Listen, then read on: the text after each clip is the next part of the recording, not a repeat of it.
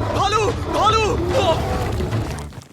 Actually ये बस एक इंसान है। देखते हैं कोई और इसे पहचान पाता है या नहीं। जेक, तुम्हारे पास 10 सेकंड है चुनने के लिए कि तुम कौन से जानवर को आजाद करना चाहते हो। अगर वो इंसान हुआ तो मैं तुम्हें $10,000 दूंगा। गलत चुना तो तुम एक जंगली जानवर को आजाद करोगे। क्या सच में? गो। Oh my God! कौन सा जानवर? हमें लगता है एक इंसान है।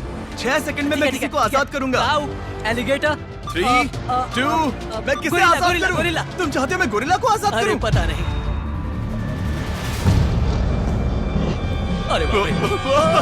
तुमने सही गेस किया। ये लो $10,000। Thank you so much. कितने प्यारे हैं ना। सब्सक्राइब।